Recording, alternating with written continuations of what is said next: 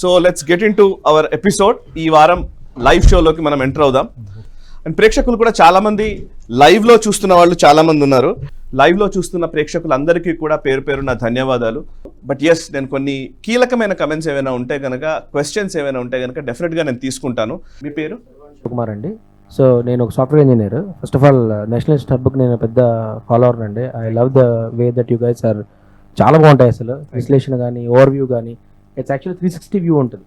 ఒక అంశం గురించి తెలుసుకోవాలంటే first of all thank you so much for giving us lot of knowledge. Thank you. So ఇక్కడ నా క్వశ్చన్ ఏంటంటే సార్, నేను మన థర్డ్ టైం బీజేపీ ప్రభుత్వం రాగానే అక్కడ ఒక గాసిప్ అనేది నడిచింది. హిందూ దేవాలయాలు అనేది గవర్నమెంట్ నుంచి పక్కకు వచ్చి ఆ ఫండ్స్ అనేటివి ప్రాపర్గా ఈసారి అవుతుంది అన్న ఒక గాసిప్ అనేది చాలా స్ట్రాంగ్గా నడిచింది. సో ఈసారి ఈ 5 yearsలో ఈ హిందూ దేవాలయానికి సంబంధించి ఏదన్నా ఒక నిర్ణయం తీసుకునే అవకాశం ఏమైనా ఉందా? అంటే ఆ ఫండింగ్ అనేది ఇల్లీగల్గా వెళ్ళిపోతుంది బయటికి చాలా చోట్ల. సో అది ఏమన్నా దాని మీద ఏమన్నా వర్కౌట్ చేసే అవకాశం ఉందా ఈ 5 yearsలో? అంటే మీరు అడిగింది ఏంటంటే ఈ ఎండోమెంట్స్ డిపార్ట్మెంట్ కంట్రోల్ గుడిలో ఉంటుందా లేదా? ఇప్పుడు హజ్ యాత్ర వాడుతున్నారా అని ఒక స్ట్రాంగ్ గాసిప్ నడిచింది. అట్లా ఆ డబ్బులు అనేటివి ఒక హిందూ దేవాలయాలకు సంబంధించినవి ఈ దేవాలయాల అభివృద్ధికి వాటి గురించి మాత్రమే వచ్చేటటువంటి ఏమన్నా ఒక ప్రక్రియ ఏమన్నా జరిగే అవకాశాలు ఉన్నాయా? సెంట్రల్ గవర్నమెంట్ వైపు నుంచి నోటిఫైడ్, వాళ్ళు సెంట్రల్ గవర్నమెంట్ నోటిఫై చేసిన టెంపుల్స్ని వాళ్ళు టేక్ ఓవర్ చేసుకున్నారు. ఇప్పుడు జగన్ టైంలో తిరుమల టేక్ ఓవర్ చేస్తారని చెప్పి పెద్దగా రూమర్ వచ్చింది, మీకు గుర్తుంటుంది. కానీ దాన్ని మళ్ళీ ఎవడో లీగల్ చేస్తాడు, మళ్ళీ వెళ్ళి ఛాలెంజ్ చేస్తాడు. ఈ ప్రాబ్లం ఎక్కడ వస్తుందంటే దిస్ ఇస్ కన్కరెంట్ లిస్ట్లో రాదు, ఇది స్టేట్ లిస్ట్లో వస్తుంది. ఎండోమెంట్స్ అంటే టెంపుల్స్, కానీ టెంపుల్స్ ఎండోమెంట్స్ యాక్ట్లు కూడా ఏం చెప్తారు, ఒక గుడి ఉందనుకోండి, ఆ గుడి బాగా మేనేజ్ చేయట్లేదు, ట్రస్టీస్ డబ్బులు కొట్టేస్తున్నారు. సో ఎండోమెంట్స్ డిపార్ట్మెంట్ ఎవడో వెళ్ళి కంప్లైంట్ చేశాను. నేను మా అయ్యప్ప గుడి బొలారం గురించి చెప్పాము అట్లని. వాళ్ళు వచ్చి 3 సంవత్సరాలు నడిపించారు. దాని తర్వాత వాళ్ళకి తెలిసిపోయింది ఇక్కడ ఏం లేదు, డబ్బులు కూడా ఎక్కువ లేదు, వాళ్ళు ఎడిసేసి వెళ్ళిపోయారు. We also fought legal case in high court. కానీ ఎంతమంది వెళ్తారండి హైకోర్టుకి? ఎంతమంది సుప్రీంకోర్టు దాకా వెళ్తారు? సో ప్రాబ్లం ఎక్కడ వస్తుంది? ఇప్పుడు సాయి దీపక్ గారు ఉన్నారండి, టిఆర్ రమేష్ గారు ఉన్నారు. మ్యాక్సిమం నెంబర్ ఆఫ్ టెంపుల్స్ తమిళనాడులో ఉందండి. మ్యాక్సిమం నెంబర్ ఆఫ్ టెంపుల్స్ తమిళనాడులో గవర్నమెంట్ అక్కడ మిస్యూజ్ చేస్తుంది. ఈయో రాగానే ఫస్ట్ వాడు పెద్ద ఒక కారు తీసుకుంటాడు, టెంపుల్ ఫండ్ పెట్టి వాడు టీఏడిఏ తీసుకుంటాడు. ఏది ఒక గుడి నుంచి కాదు, 6 గుడులకి ఇయో అంటే 6 గుడి నుంచి టీఏడిఏ తీసుకుంటాడు. ఇది ప్రాబ్లం అనమాట. సో ఈ ప్రాబ్లం ఎక్కడ వస్తుందంటే మన హిందూ డివోటీస్ ప్రాబ్లం. మీరు హుండీలో డబ్బులు వేయడం బంద్ చేయండి. ఎండోమెంట్స్ టెంపుల్లో హుండీలో డబ్బులు వేయకండి. ఇది మేము శబరిమల టైంలో చేసిన క్యాంపెయిన్. ఇది అక్కడ గవర్నమెంట్ దిగి వచ్చారు అప్పుడు హుండీలో డబ్బులు వేయకుండే. ఇప్పుడు పినరాయి విజయన్ ఏం చేస్తాడు, ఇంకా స్మార్ట్ ఫెలో వాడు. దాని పక్కన ఇంకో హుండీ తీసుకొచ్చి పెట్టి కేరళ రిలీఫ్ ఫండ్ అని పెట్టాడు, చీఫ్ మినిస్టర్స్ రిలీఫ్ ఫండ్ అని చిన్నగా రాశాడు 14 points. ఎవరు చూడలేదు అది. అందరు వచ్చి దాంట్లో హుండీ అనుకుని దాంట్లో డబ్బులు వేశారు. ఇప్పుడు కూడా ఉంది అది, గురువారికి వెళ్తే మీకు కనిపిస్తుంది. గుడిలో తీసుకొచ్చి పెట్టాడు. గేమ్ ఎక్కడ వస్తుందంటే హుండీ డబ్బులు కావాలి వాళ్ళకి. చిన్న చిన్న గుడికి వెళ్తారండి ఎప్పుడు వీళ్ళు ఎండోమెంట్స్ వాళ్ళు.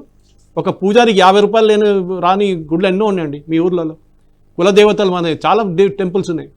సో మనం ఏం చేస్తామంటే మదేం చెప్పింది, మనం కిరీటాలు తీసుకెళ్ళి పెడతాం. మనం దేవుడికి ఉన్న దేవుడికే మళ్ళీ 100 కోట్లు పెడుతున్నాం మనం తీసుకెళ్ళి. మీరు చిన్న గుడులు చూసుకోండి, స్మాల్ టెంపుల్, దాన్ని మెయింటైన్ చేయండి. పూజారికి వెళ్ళి 100 రూపాయలు ఇవ్వండి ఆయనకి డైరెక్ట్గా, హుండీ లేకండి డబ్బులు. నా ప్రేక్షకులు కూడా ఇదే చెప్పాలనుకోండి. ఎందుకంటే మీరు హుండీలో ఏ రోజు ఎండోమెంట్స్ డిపార్ట్మెంట్ ప్రైవేట్గా నడిపిస్తున్న టెంపుల్స్ అంటే ఓకే, నేను దానికోసం ఎప్పుడు చూడండి, నేను పూజారికి డైరెక్ట్ ఆయన ఆర్తి తీసుకొస్తున్నాడు, దాంట్లో వేసేస్తాను డబ్బులు. ఎందుకంటే వాళ్ళు పంచుకుంటారు తర్వాత. It's okay system. మన హోటల్లో టిప్స్ అంటారు మనం, అది అట్లనే సంథింగ్ సిమిలర్ మనం పూజారికి చేస్తున్నాం. వాళ్ళకి ఇంకే ఆదాయం లేదు, ఎక్కువ చాలా తక్కువ ఉంటుంది వాళ్ళ జీతం. కానీ హుండీల మూవ్మెంట్ వేసినప్పుడు ఏమవుతుందంటే వీళ్ళు 34% దాకా ఆడిట్ ఫీస్ అని తీసుకెళ్ళిపోతారు. అంటే మీరు 100 రూపాయలు టెంపుల్ హుండీలు వేస్తే 34 రూపాయలు గవర్నమెంట్ తీసుకెళ్ళిపోతారు ఆడిట్ ఫీస్ అని చెప్పేసి. అడ్మినిస్ట్రేటివ్ ఫీస్ ఏం చేయరు. ఆడిట్ కూడా మనం చేసిన ఆడిట్ని మళ్ళీ వాళ్ళు ఓకే అప్లోడ్ చేస్తే ఓకే అంటారు, అంతే. సో ఈ టెంపుల్స్ని ఆపడం మోదీ గారితో కాదండి. That's my clear answer. సింపుల్గా చెప్పాలంటే ఎండోమెంట్స్కి ఆదాయం తగ్గితే ఎండోమెంట్స్ వాళ్ళ ఇంపార్టెన్స్ అసలు అక్కడ ఇప్పుడు ఉండి ఆదాయాన్ని బట్టే ఎండోమెంట్స్ ఎంటర్ అవుతుంది. ఉండి ఆదాయం తగ్గిందంటే ఎండోమెంట్స్ ఉండదు. That's it. So temple free కావాలంటే అది అని అంటున్నారు. అంటే కరెక్ట్. మీరు ఫస్ట్ ఆఫ్ ఆల్ ఎండోమెంట్స్ డిపార్ట్మెంటే బంద్ చేసి పడేయాలి యాక్చువల్లీ. అనేది తగ్గిపోయే అవకాశాలు ఉంటాయి కదా సార్. అది కూడా ఉంది. ఎవరు గుడి నేను ఎగ్జాంపుల్ తీసుకుంటాను. మీరు యాదాద్రి కట్టారు కదా, కేటీఆర్ స్టేట్మెంట్ ఏమి ఇచ్చారండి, యాదాద్రి కట్టాను దానికోసం రెవెన్యూ పెరుగుతుంది మాదని చెప్పి. అంటే ఒక బిజినెస్ మోడల్ తయారు చేసుకున్నాడు ఆయన. మాకు వచ్చే ఆదాయం ఇంకా ఎక్కువ అవుతుంది, అంటే 100 కోట్లు వస్తున్నప్పుడు 300 కోట్లు వస్తుంది, దానికోసం నేను 900 కోట్లు పెట్టాను, సో ఒక 5 years టైంలో రికవర్ చేసుకుంటాను కాస్ట్ అని. లాజిక్ చూడండి. So development of a temple అనేది మీ ట్రస్టీస్ ముందు ఎండోమెంట్స్ లేకుండే కదండి 45 కన్నా ముందు. లేకుండే కదా. అప్పుడు ఎవరు నడిపించారండి గుళ్ళని? మన గుళ్ళన్నీ 200, 300, 1500 సంవత్సరాలు కూడా ఉన్నారు మన దగ్గర గుళ్ళు. గుళ్ళకి ఏ మెయిన్ ఆదాయం ఎక్కడ ఉండే అంటే ఈ రాజులు గుళ్ళకి పొలాలు ఇచ్చారు చుట్టుపక్కన 100 ఏకర్లు 200 ఏకర్లు 3 అంటే మా దగ్గర ఒక గుడి ఉంది కూడల్ మాణిక్యం, మా ఇంటికాడ నుంచి కేరళలో 6 కిలోమీటర్ దూరం మా విలేజ్ నుంచి కరీంనగర్ నుంచి. ఆ టెంపుల్కి 75,000 హెక్టర్ ల్యాండ్ ఉండే, భూమి ఉండే. తమిళనాడు నుంచి రాజాలు కూడా ఇచ్చారు భూమిలు. ఇప్పుడు వాళ్ళ దగ్గర ఉన్నది 100 ఏకర్లు, అది కూడా మొత్తం లిటిగేషన్లో పడింది, మొత్తం కొట్టేశారు కంప్లీట్గా. ఈ పొలాల నుంచి వచ్చే ఆదాయం ఈ టెంపుల్ నడిపించడానికి పనికొస్తుండే.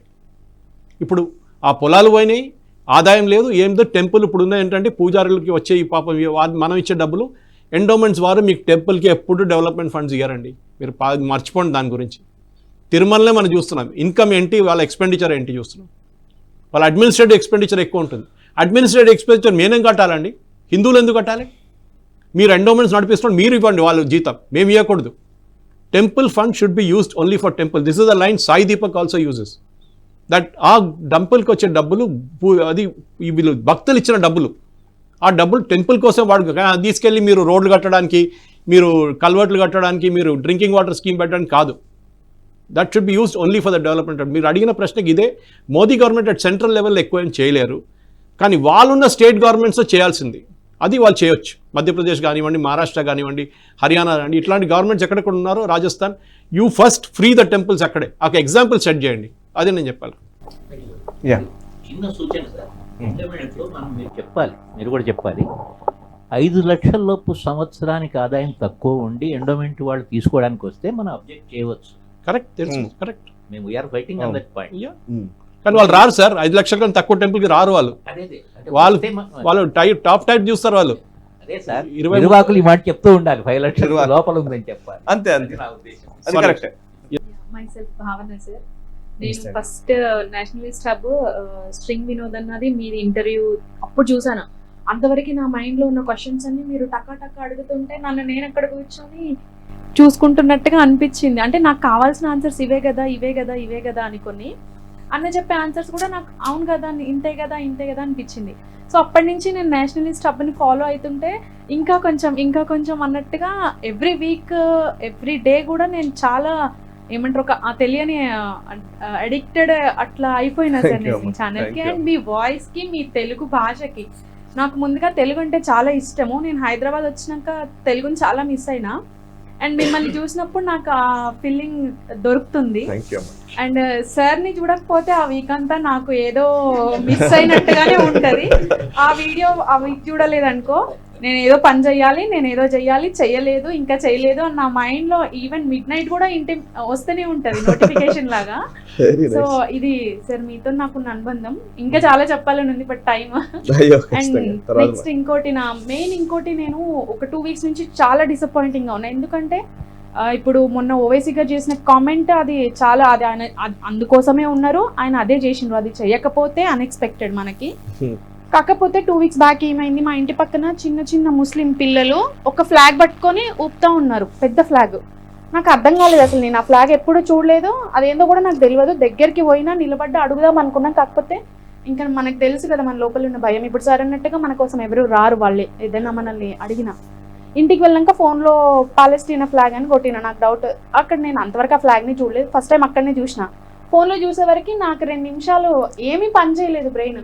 అంటే ఎవరో పెద్ద వాళ్ళు ఇట్లా ఓవైసీ లాంటి వాళ్ళు ఏదో అల్లర్లు చేయడానికి, కమ్యూనల్గా ఇది చేయడానికి మాత్రమే వాడతారనుకున్న విషయము ఇంత ఇన్డెప్త్గా రూట్ లెవెల్లో ఒక నార్మల్ ఇంట్లో వాళ్ళు అంత ఫ్రెష్ ఫ్లాగ్, అది కూడా పిల్లలకి బయట రోడ్డు మీద ఊపడానికి ఇచ్చారు అంటే వాళ్ళు అంటే నేను ఇంత జనరేషన్ వరకు మనం అనుభవించినాము, ఫర్దర్గా క్లియర్ ఉంటుంది, మంచి పాజిటివ్ వైబ్స్ వస్తాయి అని నేను ఇప్పుడిప్పుడే అనుకుంటున్నా. ఈ పిల్లలు ఆ ఫ్లాగ్ని ఊపుతుంటే అంటే మనం అగైన్ మళ్ళీ అందులోకే పోతున్నామా? ఇది అసలు ఒక సార్ట్ అవుట్ కాని ప్రాబ్లమా? మనం ఒక ఫుల్ అండ్ మంచి ఇండియాని, ఒక మంచి భారత్ని చూడలేమా ఇంకెప్పుడు అని చాలా నాకు 2 వీక్స్ నుంచి ఎంత అప్సెట్లో ఉన్నా అంటే చెప్పలేకపోతున్నా సార్ నేను. అది చిన్న పిల్లలు, అందులో పెద్దవాళ్ళన్నా అయ్యుంటే ఏమన్నా మీరు ఇట్లా చెయ్యొద్దని అడిగేదాన్నేమో. ఆ పిల్లలకి చెప్పినా అర్థం కాదు, ఏం చేయాలి నేను అని 2 వారాల నుంచి నాకు మైండ్ పనిచేస్తలేదు అసలు.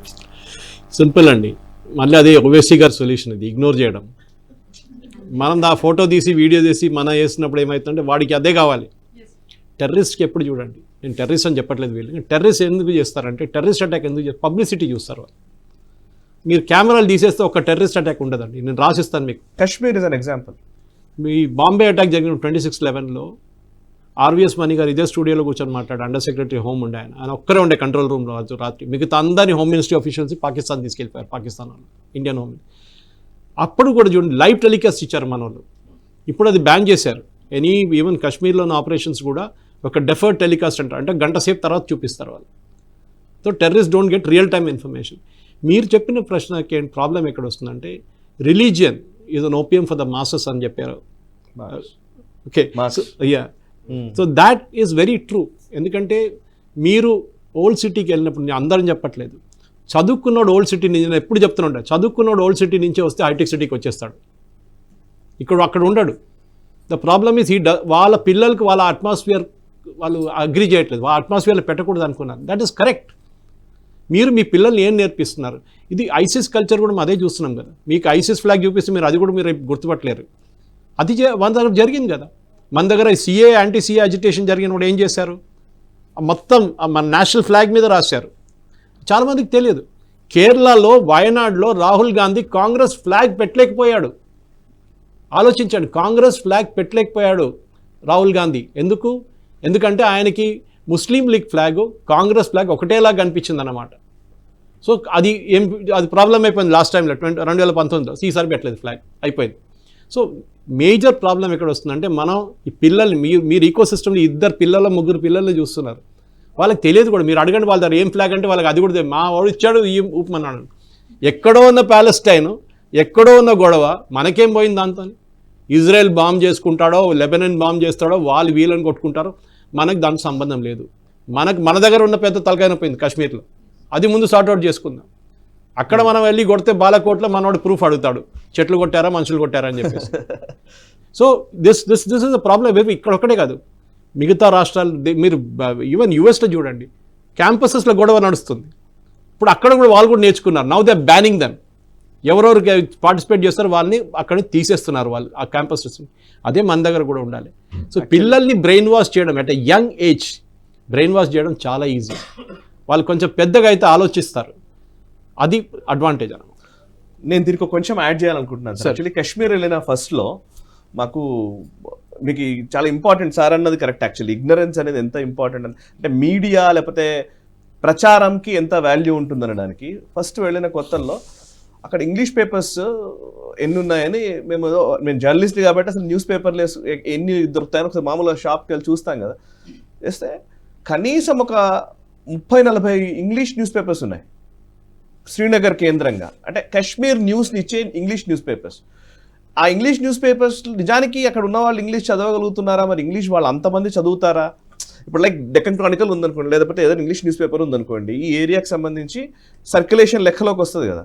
ఆ ఇంగ్లీష్ న్యూస్ పేపర్స్ ఏవి కూడా కాశ్మీర్లో సర్క్యులేషన్ ఉండదు. వాటికి ఆ అవుట్లెట్స్ ఏంటంటే ఎక్కడో అమెరికాలో ఉన్నవాడో, ఎక్కడో యూరోప్లో ఉన్నవాడో, ఎక్కడికో ఉన్నవాడికి ఇక్కడ ఏం జరుగుతుందో ఇచ్చే వార్తలు అన్నమాట, వార్తా సంస్థలు. అంటే కాశ్మీర్ గురించి ఇంగ్లీష్లో ఇక్కడ యునైటెడ్ నేషన్స్లో అక్కడ ఆఫీస్ ఉంటుంది శ్రీనగర్లో. వెస్ట్రన్ కంట్రీస్కి ఈ కాశ్మీర్కి సంబంధించిన వార్తల్ని వాళ్ళు కుక్ చేసి పంపిస్తారు.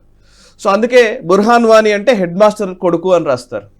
ఇప్పుడు రషీద్ టెర్రరిస్ట్, వాడు ఇంజనీర్ రషీద్ అని రాస్తారు. సో వాళ్ళు ఏంటంటే వీళ్ళు మిలిటెంట్ లేకపోతే రెబల్ అంటారు, అంతే. టెర్రరిస్ట్ అని మాత్రం వాడరు. ఇట్లా కొన్ని టర్మినాలజీ అనమాట. సో ఇంగ్లీష్ న్యూస్ పేపర్ల వల్ల వెస్ట్రన్ సొసైటీకి ఈ వార్తల్ని ఇస్తూ ఇక్కడ ఎప్పుడూ అక్కడ కాశ్మీర్ రగిలిపోతోంది అది ఇదని వార్తలు ఇవ్వడం వల్ల ఇక్కడ ఇది ఎగ్జిస్టెన్స్ నడుస్తుందన్నమాట. ప్రతిరోజు ప్రతి శుక్రవారం అక్కడ మేము ఒక ప్లేస్లో అయితే చాలా దారుణం ఏంటంటే కరెంటు పోయింది, కరెంట్ లేదు అని అంటే వాడు చెప్తాడు, ఒకడు అందులో పనిచేసే వ్యక్తి చెప్తున్నాడు ఏంటంటే ఇండియా మొత్తం కరెంట్ దోచేస్తోంది, మాకు కరెంట్ రాకుండా చేస్తున్నారు అంటాడు. ఏంట్రా బాబు అని అంటే ఎన్హెచ్పిసి ప్లాంట్కి వెళ్ళి చూసాం సార్, ఏమీ లేదు. అంటే వాళ్ళకి మతము రాజకీయము అనే మాట మాడతారు కదా. జనరల్గా చెప్పాలంటే కొన్ని మతాలకు సంబంధించి రాజకీయమే పరమావధిగా జరుగుతోంది. సో మన దగ్గరికి వస్తే మాత్రం మన ధర్మం గురించి మనం చెప్పము, మన దేశం గురించి మనం చెప్పము, మన భక్తికి దానికి సంబంధమే లేదంటాం. మన పిల్లలకి కూడా మన పేరెంట్స్ చాలా పెద్ద ఆ కేరళ స్టోరీలో వచ్చింది డైలాగ్ ఒకటి ఉండే దాంట్లో లాస్ట్లో కమ్యూనిస్ట్ వాళ్ళ కూతురు చెప్తుంది, మీరు నన్ను నేర్పియలేదు దేవుళ్ళ గురించి. ఎవడో వచ్చి అడుగుతాడు ఆ ప్లాస్టిక్ సర్జరీ చేశాడా, ఏనుగు తలకు తీసుకొచ్చి హ్యూమన్ బీయింగ్ మీద ఎట్లా పెట్టారు, మనిషి మీద ఎట్లా పెట్టారు, మీ లార్డ్ గణేష్ ఎట్లా తయారయ్యాడు, ఇంతమంది దేవుళ్ళు మీకు ఎట్లా ఉన్నారు, మీరు రాళ్ళని ఎందుకు పూజిస్తారు. మన పిల్లలు తెలియదు, అడగండి ఎవరు ఆన్సర్. ఇంకోటి కూడా మనకు ఎక్కువ లాజిక్స్ కావాలి సార్, వాళ్ళకి ఏ లాజిక్ ఉంది మరి? అది వాళ్ళకు ఉన్నది ఒకటే కదా, ఒకటే పుస్తకం, ఒకటే ప్రాఫిట్. సరే సార్, ఒకటే. The problem is simple. మన జనరేషన్కి ఇప్పుడున్న పిల్లలు తీసుకోండి, ఎంతమంది గుడికి వెళ్తారండి? గుంజుకొని తీసుకెళ్లాల్సి వస్తుంది పిల్లల్ని, చిన్న పిల్లల్ని. ఎందుకు వెళ్ళాలి సార్, మేము వెళ్ళాం. ఫ్యాషన్ స్టేట్మెంట్ లాగా అయిపోయింది అనమాట. సరే సార్, నెక్స్ట్ దానిలోకి వెళ్దాం సార్. ఒకసారి మీరు సార్. నా పేరు కృష్ణ కుమార్ ఈమని, నేషనల్ చాలా ఎక్కువ ఫాలో అవుతుంటాను. అయితే డైరెక్ట్ ప్రశ్న చేస్తాను. ఒకనాడు ఈసీసీ ఇంప్లిమెంట్ అయితే అన్ని టెంపుల్స్ ఒకటే అంబ్రిల్లా కింద వస్తాయి. I mean Hindu temples, Christian temples లేదండి. టెంపుల్స్ కి సంబంధం లేదు. అనేది ఏంటంటే చర్చిలు, ఇది civil, actually uniform civil code. Sorry sir interrupt చేస్తాను. యూనిఫామ్ సివిల్ కోడ్ వర్డే తప్పు, సివిల్ కాదు అది, ఫ్యామిలీ కోడ్. గవర్నమెంట్ ఒక్కసారి వర్డ్ చేంజ్ చేశారనుకోండి ఎవడు గొడవ చేయడు. It is family code. నేను చెప్పాను దీనికన్నా ముందు, పెళ్లి చేసుకోవడంలో ఒకటే లా ఉంటుంది అందరికీ. మీరు కాజీని పిలిపించుకోవచ్చు, మీరు చర్చ్ పెళ్లి చేసుకోవచ్చు, మీరు స్పెషల్ మ్యారేజ్ యాక్ట్ కింద పెళ్లి చేసుకోవచ్చు, ఈవెన్ మీరు హిందూ కస్టమ్ కూడా చేసుకోవచ్చు. మొన్న ఒక కేసు వచ్చింది, ఐ థింక్ మధ్యప్రదేశ్లో, తమిళనాడులో ఎక్కడ కేసు వచ్చింది. హిందూ మ్యారేజ్ యాక్ట్ కింద హిందువులు ఇద్దరు పెళ్లి చేసుకున్న తర్వాత వైఫ్ అండ్ హస్బెండ్ వాళ్ళు రిచువల్స్ చేసుకోలేదు, వెళ్ళి రిజిస్టర్ మ్యారేజ్ చేసుకున్నారు. అది ఫ్యాషన్, అది ఇంకోటి చేసుకున్నారు. డివోర్స్కి వచ్చినప్పుడు 10-12 సంవత్సరాలు కొట్టుకొని డివోర్స్ చేసుకుంటున్నారు. డివోర్స్కి వెళ్ళినప్పుడు కోర్టు అడిగారు, మీరు పెళ్లి చేశారని అడిగారు. మేము స్పెషల్ మ్యారేజ్, మీ ఫోటోలు ఎక్కడ, మీ వెడ్డింగ్ ఇన్విటేషన్ ఎక్కడ అని అడిగితే అట్లే మేమేం చేయలేదన్న. సో కోర్ట్ హెల్డ్ మీకు డివోర్స్ ఇవ్వలేము, ఎందుకంటే మీరు పెళ్లి చేసుకోలేదు ఫస్ట్ ప్లేస్లో. See that is where it is. So inheritance next, మీకు మీ అమ్మగారు నాన్నగారి నుంచి ఎంత డబ్బులు రావచ్చు, ఎవరికి ముందు అమ్మాయిలకి సపరేట్ ఇస్తుండే కొంచెం తక్కువ, హిందూ ముస్లిమ్స్ అయితే చాలా తక్కువ. హిందువులు కూడా నేను చెప్పినట్టు డిఫరెంట్ కమ్యూనిటీస్ డిఫరెంట్ టైప్స్లో డీల్ చేస్తారు. సో ఇన్హెరిటెన్స్, మ్యారేజ్, డివోర్స్ అంతే. ఈ పర్సనల్ లా ఒకటే, మన చర్చ్కి దీనికి యూసీసీకి సంబంధం లేదు సార్. ఓకే, నమస్తే అండి. నమస్తే. నేను అనుకున్నవన్నీ ఆవిడ చెప్పేశారు మీ గురించి. చాలా క్వశ్చన్స్. పద్మకుమారి ఈమని నా పేరు. నమస్తే. తెలుగు లాంగ్వేజ్ని, తెలుగు భాషని మీరు బతికిస్తున్నారు. నాకు చాలా చాలా హ్యాపీగా ఉందండి. చాలా మనకి తెలుసు తెలంగాణ డివైడ్ అయినప్పటి నుంచి, అంటే తెలంగాణ బాగలేదని కాదు, అసలు భాష స్పష్టత, చాలా సమస్యలు ఉన్నాయి. దానికి నేను పెద్ద థ్యాంక్స్ మీకు, తెలుగుని బతికిస్తున్నందుకు. నాకు క్వశ్చన్ వచ్చి, బీజేపీ రిజర్వేషన్స్ గురించి ఎలాంటి స్టెప్ తీసుకుంటుంది అనేది క్వశ్చన్. అది మనం చూసాం ఎలక్షన్ టైంలోనే, ఒక అమిత్ షా గారిది ఒక వీడియో తీసుకొని దాన్ని డాక్టర్ చేసి దాన్ని ఎడిట్ చేసి పెద్ద గొడవ చేశారు, రిజర్వేషన్ తీసేస్తున్నారు. అంబేద్కర్ గారు ఫస్ట్ రిజర్వేషన్ ఇంట్రొడ్యూస్ చేస్తున్నారు. మీరు కాన్స్టిట్యూట్ అసెంబ్లీ డిబేట్స్కి వెళ్తే కూడా చూడొచ్చు, ఆ రికార్డ్స్లో ఉంటుంది. 10 years అని చెప్పారు ఆయన, 10 సంవత్సరాల తర్వాత తీసేయాలని చెప్పారు. కానీ తీయలేదు, ఎందుకంటే పొలిటికల్ హాట్ పొటాటో పెరిగింది, తగ్గలేదు. మొన్ననే మనం చూసాం, ఐ థింక్ ఇట్ వాస్ బీహార్లో అనుకుంటాను, ఓబీసీ కోట పెంచుకొని 65-70 దాకా తీసుకెళ్లారు. కోర్టు కొట్టుపడేసింది. I think it is Bihar only, Nitish Kumar government. 50% Unnikrishnan versus state of India, అది. దాని తర్వాత ఇందిరా సాని కేసులో 50% ఒక లాజికల్ బ్లాక్ ఒకటి ఉంది. దాని మీద 10% మోదీ గారు ఎకనామికలీ వీకర్ సెక్షన్ తీసుకొచ్చినప్పుడు ఏం చేశారంటే, ఈ 100ని 110 చేశారు. అప్పుడు 50 నుంచి 60కి వెళ్ళలేదు, 110 చేసినప్పుడు ఏమైందంటే అప్పుడు కూడా 50లోనే మిగిలిపోయింది అది. సో ప్రాబ్లం ఎక్కడ వస్తుందంటే, ఈ రిజర్వేషన్ మీరు అడిగిన ప్రశ్నకి, ఈ రిలీజియస్ బేస్డ్ రిజర్వేషన్స్, అది పెద్ద ప్రాబ్లం. ఎందుకంటే ఎకనామిక్ బేస్డ్ రిజర్వేషన్ ఎవరు అబ్జెక్ట్ చేయరు. ఇప్పుడు కూడా మన దగ్గర సోషల్ బేస్డ్ రిజర్వేషన్ చాలా ప్రాబ్లం ఉంది. అది తమిళనాడులో తీసుకోండి, ఇప్పుడు కూడా మనం చూస్తాం, ఒక అమ్మాయి వెళ్ళి లోవర్ క్యాస్ట్ ఎవరైనా పెళ్లి చేసుకుంటే చంపేస్తారు. ఇప్పుడు we cannot deny, we can't leave in denial. అది ఉంది. మీరు ఎంత పెద్దోళ్ళైనా కానీ మీరు అమెరికాకి వెళ్ళి కూడా మీరు మాట్లాడుతున్నారు వాడు మావాడు మావాడు అని మాట్లాడతారు. వాడు క్యాస్ట్ ఒకటి, మా క్యాస్ట్ ఒకటి, ఇదే కులం గురించే మాట్లాడతారు అక్కడ కూడా. సో అది పక్కన పెడతారు. కానీ రిలీజియస్ బేస్డ్ రిజర్వేషన్కి కాన్స్టిట్యూషన్లో శాంక్షన్ లేదు. నిన్ననే కేరళలో ఒక డిబేట్లో వింటున్నాను, నాకు చాలా సర్ప్రైజ్ అనిపించింది. ఐ నో దట్ టైం తగ్గింది, కానీ అక్కడ ఐఏఎస్ కోచింగ్ కోసం గవర్నమెంట్ ఆఫ్ కేరళ ఒక సిస్టమ్ క్రియేట్ చేస్తారు ఒక్కొక్క డిస్ట్రిక్ట్లో. ఓకే, అన్ని ఏ డిస్ట్రిక్ట్లో రిజర్వేషన్ సిస్టమ్ లేదు, ఏది ఐఏఎస్ కోచింగ్ కోసం. కానీ మలప్పురం డిస్ట్రిక్ట్లో 50% ఫర్ ముస్లిమ్స్ అని ఇచ్చారు. నిన్ననే బయటకు వచ్చింది న్యూస్ అది. సో రిజర్వేషన్కి బీజేపీ గవర్నమెంట్ దానికి ఇప్పుడు ఏం చేయరండి. But religious based reservation sir చెప్పినట్లు కూడా అది బికాస్ ఆఫ్ ఈ ల్యాక్ ఆఫ్ మెజారిటీ. ఏదో 400 పారు ఉంటే వాళ్ళు చేంజ్ చేసి పడేస్తుండే, ఎందుకంటే చేంజ్ చేయక్కర్లేదు. సుప్రీంకోర్టులో ఆల్రెడీ ఆంధ్రప్రదేశ్ కేసు ఒకటి పెండింగ్ ఉంది. ఒకటి ఆంధ్రప్రదేశ్లో రిజర్వేషన్ పెంచి తెలంగాణలో కొట్టుపడేస్తారు సుప్రీంకోర్టు. అదే టైంలో ఆంధ్రప్రదేశ్ చేసినప్పుడు అది పెండింగ్ పెట్టారు అక్కడ. ఇప్పుడు 2-3 స్టేట్స్ అక్కడికి వచ్చినాయి. Supreme court has to take the final call on it. Okay. Like ఎప్పుడు సార్ చెప్తూ ఉంటారు నెక్స్ట్ వార్ జరిగేది వాటర్స్ మీద అని. కేఎల్ రావు గారు చెప్పినట్టు నదులన్నీ అనుసంధానం చేస్తే వాటర్ రిసోర్స్ అనేది పెరుగుతుంది అన్నారు. దాని గురించి కరెక్ట్ సార్, వాటరే ఇప్పుడు మీరు చూస్తున్నారు కదా. చంద్రబాబు నాయుడు గారు ఏమంటున్నారంటే 3000 క్యూసెక్ నీళ్ళు పోలవరం కట్టకుండా సీలో వెళ్ళిపోతుందని చెప్పారు. నిన్న మేజర్ ప్రెజెంటేషన్ ఆయన చేసింది మీరు చూసుంటారు అందరూ. జగన్ గారు 3 సార్లు చేసిన స్పీచ్లు దాని గురించి. సీ ద ఆబ్జెక్టివ్ అటాక్ నీళ్లు. కావేరీ ఫైట్ కర్ణాటక తమిళనాడు ఎప్పటి నుంచో నడుస్తుంది కూడా. కానీ దీనికి అన్నిటికీ ఒక్కటే సొల్యూషన్ ఉంది సార్, ఇంటర్లింకింగ్ ఆఫ్ రివర్స్. ఎందుకంటే ఒక టైంలో బ్రహ్మపుత్ర నుంచి వచ్చే నీళ్లు మొత్తం సీలో వెళ్ళిపోతుంది. అది కాకుండా ఫ్లడింగ్ చేస్తుంది మొత్తం ఆసాం మొత్తం. ఎవ్రీ ఇయర్ వింటారు కాజీరంగా నిండిపోయింది, రైనోసరస్ చాలా మంది చనిపోయింది రైనోసరస్ చెప్తారు అక్కడ. కానీ మనం ఏం చేస్తారంటే కొన్ని ప్లేసెస్లో డ్రాట్ ఉంటుంది, కొన్ని ప్లేసెస్లో నీళ్ళు ఎక్కువ ఉంటుంది. అన్లెస్ మీరు ఇంటర్లింక్ చేస్తే, అది అబ్దుల్ కలాం గారి ఐడియా, మన ఐడియా కాదు, డాక్టర్ అబ్దుల్ కలాం తీసుకొచ్చిన ఐడియా, ఇంటర్లింకింగ్ ఆఫ్ రివర్స్. అది చాలా ఇంపార్టెంట్. అది ఇప్పుడు even I'm glad Telangana government కూడా అగ్రీ చేశారు. మేము Godavari we're ready to link with other rivers. అక్కడ నీళ్ళు ఎప్పుడైనా మనం ట్యాప్ తిప్పుతాం కదా, అట్లా తిప్పేసి అక్కడికి పంపిస్తాం నీళ్ళు అట్లా. సో కెనాల్స్ కట్టిన తర్వాత ఎక్సెస్ రివర్స్. కానీ మన సిటీకి వచ్చిన ప్రాబ్లం, పెద్ద పెద్ద అపార్ట్మెంట్లు 60-50 అంతస్తుల అపార్ట్మెంట్లు కట్టుకుంటున్నారు, కానీ దానికి నీళ్ళు ఉందండి? లేవు. ట్యాంకర్ కనిపిస్తుంది. ఇప్పుడు జోక్ అంటే రన్నింగ్ జోక్. ఇప్పుడు గేటెడ్ కమ్యూనిటీలో మీరు ఒక ఇల్లు తీసుకుంటే దాంతో ట్యాంకర్ ఫ్రీ అంటున్నంట. ఆ పరిస్థితికి వచ్చింది ఇప్పుడు. ఎందుకంటే ట్యాంకర్ మీ ఎక్కడి నుంచి తీసుకొస్తున్న నీళ్ళు మీకు తెలియదు. ఫస్ట్ ఆఫ్ ఆల్ కొన్ని అపార్ట్మెంట్స్ అయితే నాకు తెలిసిన మటుకు ₹1 కోటి పెట్టి కొట్టిన అపార్ట్మెంట్లో టాయిలెట్లో వచ్చే నీళ్ళు రీసైకిల్ చేస్తున్నారు. మంచి కాన్సెప్ట్, కానీ it is not to be used in toilet, can be use for watering plants, అక్కడ వాటిలో వాడుకోవచ్చు. ఆ పరిస్థితికి వచ్చేసారు వాళ్ళు. So next battle will be for water. ఎందుకంటే అన్ని సివిలైజేషన్స్ మీరు చూడండి, కాశీ నుంచి యూఫ్రటిస్ నుంచి ఏ సివిలైజేషన్ అయినా చూడండి, అన్ని ఈవెన్ బ్రెజిలియన్ నైల్ రివర్, బ్రెజిల్లో కూడా, బ్రెజిల్లో ఉన్న రెయిన్ ఫారెస్ట్లో ఉన్న ఆ రివర్స్ కూడా, అది యూరోప్లో ఉన్న ఈజిప్ట్లో ఉన్న నైల్, దాన్ని సివిలైజేషన్ ఒక రివర్ పక్కనే ఉండండి. ఎందుకంటే నీళ్ళు అన్నిటికంటే ఇంపార్టెంట్. మీరు దేనికైనా ఇంకా బతకొచ్చు. రాజస్థాన్ లాంటి ప్లేస్లో సర్దార్ సరోవర్ ప్రాజెక్ట్ కట్టేదాకా చాలామంది అనుకున్నారు it's only river which flows into the inland. Most of the river సీకి వెళ్ళిపోతుంది. కానీ ఆ నర్మదా ఒకటి ఫ్లోస్ ఇన్వర్డ్. ఎంత కష్టపడారు మోదీ గారు దానికి. ఇప్పుడు దానికి అన్నిటికంటే పెద్ద బెనిఫిషరీ. నేను అక్కడ వెళ్ళాను, కేవాడియాకి వెళ్ళాను, సర్దార్ పటేల్ స్టాచ్యూ గారు చూసినప్పుడు జస్ట్ బిఫోర్ కోవిడ్. అక్కడ లోకల్స్ చెప్తున్నారు, సార్ మాకన్నా ఎక్కువ నీళ్ళు మహారాష్ట్రకి వెళ్తుంది, రాజస్థాన్కి వెళ్తున్నారు, మాకున్నాయి సరిపోతుంది. అప్పుడు ఆలోచించండి ఎంత it has change the face of lot of places.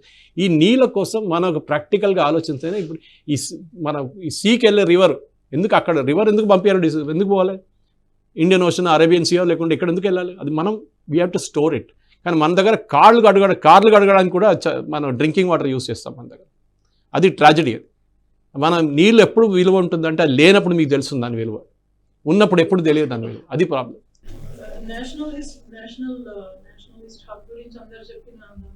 భావిస్తున్నాను. రీసెంట్ వ్యూవర్ని నేను ఒక ఫలానా యూరోపియన్ దేశంలో ఉంటానండి చాలా వరకు, ఇక్కడ సగం ఉంటాను, చెప్పదలుచుకోలేదు. అది ఒక ప్రాబ్లం అండి, ఎందుకంటే నేను అకాడమిక్ వరల్డ్ లో టీచరు, రీసెర్చరు. ఇక్కడికి వచ్చానని తెలిస్తే కూడా నన్ను వెలివేస్తారు. అర్థమైందా? అలా ఉందండి పరిస్థితి. చాలా మిస్ఇన్ఫర్మేషన్ ఉంటుంది వెస్టర్న్ కంట్రీస్లో భారతదేశం గురించి, అఫ్ కోర్స్ ఈ గవర్నమెంట్ గురించి. సో ఇంకా ఆ టాపిక్ మీద నాకు కొన్ని ఆలోచనలు ఉన్నాయి.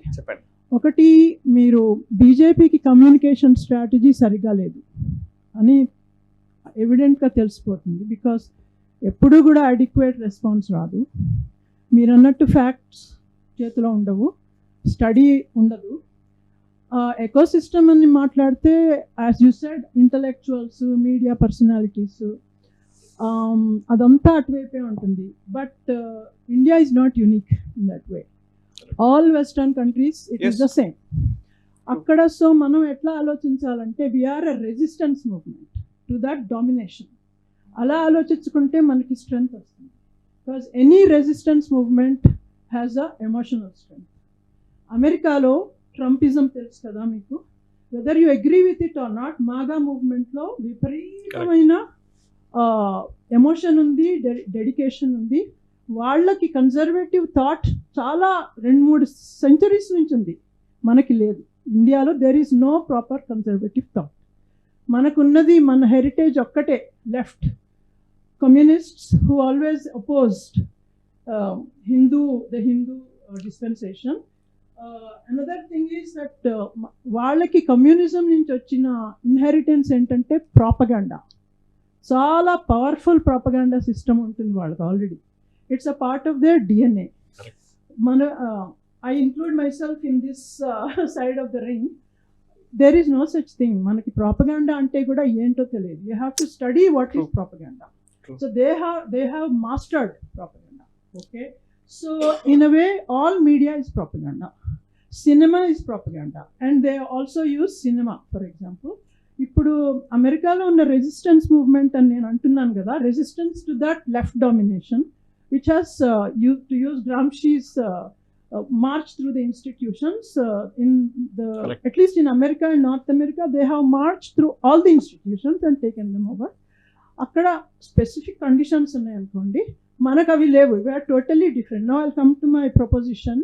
మన దేశంలో ఎక్కువగా what are called low information voters. అమెరికాలో కూడా అంతే. లో ఇన్ఫర్మేషన్ ఓటర్స్ ఎమోషన్స్తో ఈ లాస్ట్ 5 minutesలో ఏది కనిపించిందో దాన్ని బట్టి they take political decisions.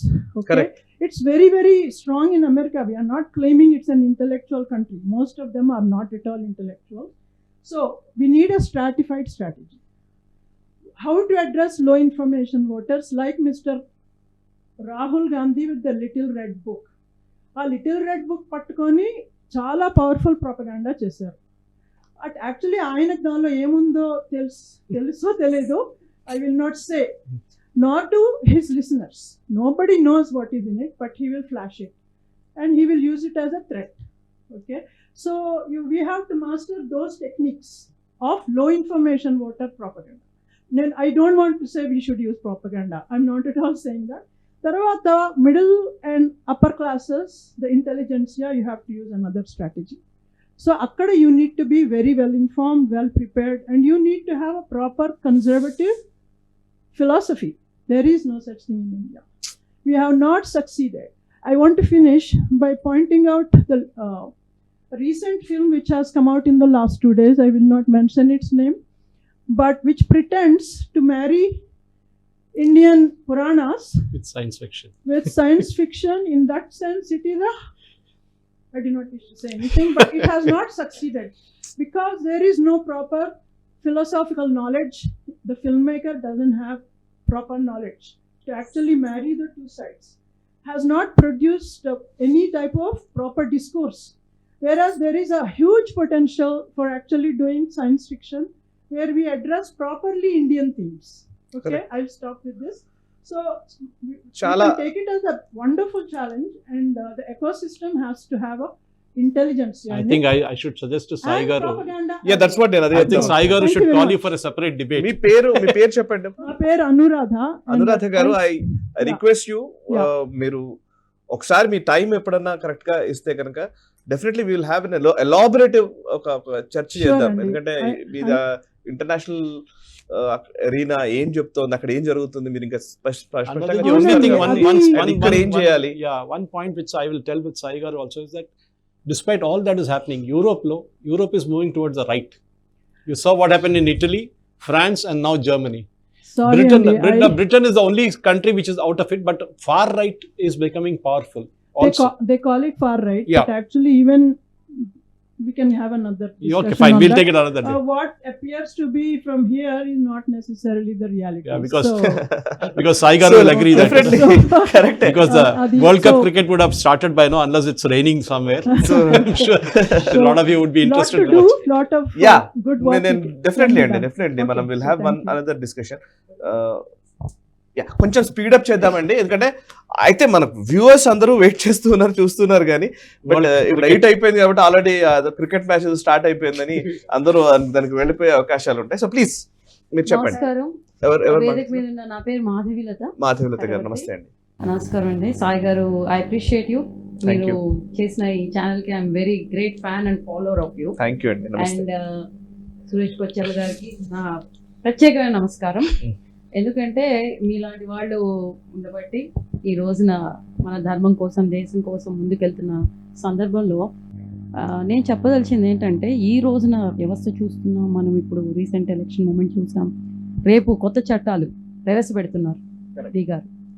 So దేశం ఈ రోజున మీకు ఇప్పుడు మోడీ గారు ఈ కొత్త చట్టాల వల్ల what is going to how it is going to take no, దీనివల్ల ఏంటి మనకి ఏం జరగబోతుందని ఒకటి అదొక చాలా ఉత్సాహంగా ఉంది. దానివల్ల మనకు ప్రయోజనాలు ఏంటి, నష్టాలు ఏంటి, కష్టాలు ఏంటి. ఓకే, ఐపీసీ తీసేసి భారత్ సంహిత ఇవి వస్తున్నాయి ఫస్ట్న. సో అదొకటి. ఇంకోటి నెక్స్ట్ నేను కోరుకునే అంటే మీరు చెప్పాలి, యోగి గారి ప్రభుత్వం ప్రైమ్ మినిస్టర్గా ఫ్యూచర్లో ఆయన రాబోతారా? అది ఇట్స్ $1 million క్వశ్చన్ అంటారు ఇంగ్లీష్లో. కానీ that's a good thing, because మీరు ఎప్పుడైనా ఈ కాంగ్రెస్లో ఈ ప్రశ్న అడిగారండి? కాంగ్రెస్ ఫ్యామిలీ బయట నుంచి ఎవరైనా వస్తారని ఎప్పుడు అడిగారా? ఎవరు రారు, వాళ్ళే నడిపిస్తారు. రాహుల్ గాంధీ, ప్రియాంక గాంధీ, రాబర్ట్ వాద్రా అంటున్నాడు ఐ విల్ నౌ కాంటెస్ట్ అంటున్నాడు. మనం చెప్పారు స్టేట్మెంట్, ఒఫీషియల్ స్టేట్మెంట్ ఇచ్చారు, నేను చెప్పలేదు, ఆయన చెప్పారు I will also be next in the Lok Sabha అని చెప్పారు. సో ఒక బీజేపీలో అడ్వాంటేజ్ అంటే cadre base party. Yogi Adityanath మొన్న రాలేదండి, ఆయన 5 term MP, you already know that. 1 term ఎమ్మెల్యేను, 5 terms ఎంపీగా గోరఖ్పూర్ నుంచి ఆయన పోటీ చేసి గెలిచిన మనిషి. ఆయన కొన్ని ఎక్స్పీరియన్స్ డిఫరెంట్ థింగ్. సో బీజేపీలో ఒక కార్డర్ ఆఫ్ లీడర్స్ ఉన్నారు. మోదీ గారి గురించి 1991 తర్వాత 2014 దాకా ఎవరు ఎక్కువ వినలేదండి. 2014లో ఆయన్ని ప్రైమ్ మినిస్టర్ క్యాండిడేట్గా అనౌన్స్ చేసిన దేశం, okay we all knew Gujarat chief minister. అది that is the advantage of BJP. BJP అక్కడి నుంచి లీడర్షిప్ ప్రొడ్యూస్. అమిత్ షా గురించి ఎవరైనా విన్నారండి 20 సంవత్సరాల ముందు, 15 సంవత్సరాల ముందు? లేదు. అన్నామలై గురించి, Annamalai of course recent enter. No this a crop of leaders BJP దగ్గర. కరెక్ట్. 2 పార్టీలు ఉన్నాయండి ఇండియాలో which are cadre based. One is communist, వాళ్ళు పోయారు, మొత్తం వైపౌట్ అయిపోయారు, ఉన్నది కేరళలో ఒకటే.